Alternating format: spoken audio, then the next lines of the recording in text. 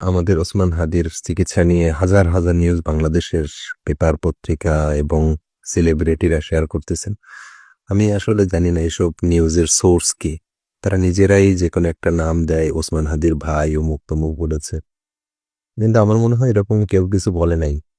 আজকে দেখলাম নতুন আরেক গুজব, সেটা হলো ওসমান হাদির চিকিৎসা সিঙ্গাপুরে হচ্ছে না, এখানে নাকি চিকিৎসকরা ব্যর্থ হয়েছেন, সুতরাং তাকে যুক্তরাজ্যের লন্ডন না কোথায় নিতে হবে, এরকম কিছু নিউজ আসতেছে। আসলে এরকম কিন্তু কোনো কিছু এখানে কোনো আলোচনা হয়নি। খুবই হাস্যকর লাগে বাংলাদেশি হলুদ মিডিয়াগুলা, এরা উম মানে কি বলা হয়, তিলকে তাল করার ওস্তাদ। এই যে এখানে ওসমান হাদির চিকিৎসার জন্য এসেছে সিঙ্গাপুর জেনারেল হসপিটালে। এখানে ডক্টররা কখনোই বলে নাই যে আমরা ব্যর্থ, আপনারা অন্য কোথাও নিয়ে যান, অথবা ওসমান হাদির থেকে বা পরিবার থেকেও কেউ বলে নাই যে আমরা চিকিৎসার জন্য অন্য কোথাও নিতে চাই। সিঙ্গাপুর জেনারেল হসপিটালের মানে তারা কতটুকু পারে না পারে সেটা আসলে বলার কিছু নেই। আমাদের দরকার হলো ওসমান হাদি সুস্থ হোক, এটা। কিন্তু এখানে জানা উচিত যে সিঙ্গাপুর জেনারেল হসপিটাল কোন লেভেলের অপারেশন করে, আপনাদের তার একটা নমুনা দিচ্ছি।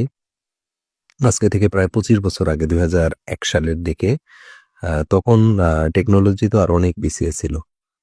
সেই সময়ে নেপাল থেকে আসা 2টা বাচ্চা শিশু, গঙ্গা এবং যমুনা নামে 2 বোন, ওদের জন্মগতভাবে মাথা জোড়া লাগানো ছিল এবং এই মাথা জোড়া লাগানো এতটাই কমপ্লেক্স ছিল যে তারা দুজনে কমন ব্লাড ভেসেল বা রক্তনালী শেয়ার করেছিল, যার ফলে এটা বলা হয়েছিল যে সবচেয়ে ঝুঁকিপূর্ণ অপারেশন।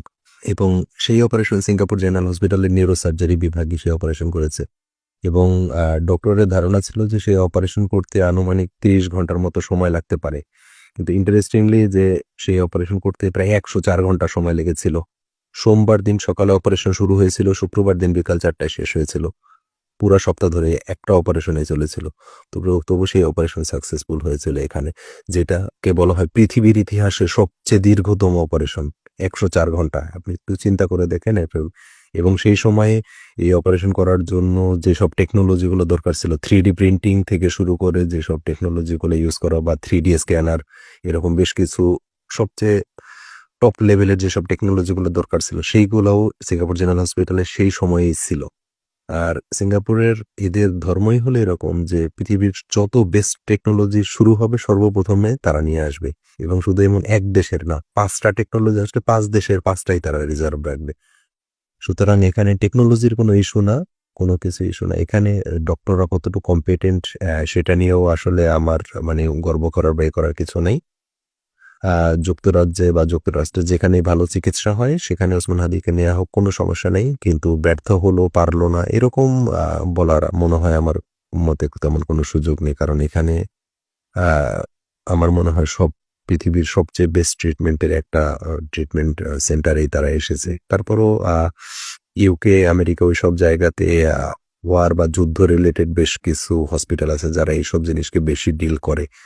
সেসব জায়গাতে গিয়েও চেষ্টা করে যেতে পারে। অনেকে মালালা ইউসুফজাইকে রেফারেন্স হিসেবে দিয়েছেন।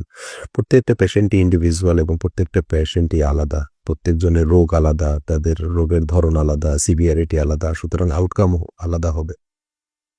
সুতরাং হসপিটালের উপরে বা ব্যর্থতার উপরে দোষারোপ না করে ওসমান হাদির জন্য দোয়া করেন যেন সে সুস্থ হয় এবং সে রোগ মুক্ত হয়। এইগুলো নিয়ে গুজব, এগুলো ছড়িয়ে, এগুলো মিথ্যা প্রোপাগান্ডা ছড়িয়ে আসলে রোগীর জন্য তেমন কোনো উপকার হবে না। শুধুমাত্র যেটা হবে, কি বলে এটাকে, গুজব ছড়ানো হবে, যেটা গুজব না ছড়ানোই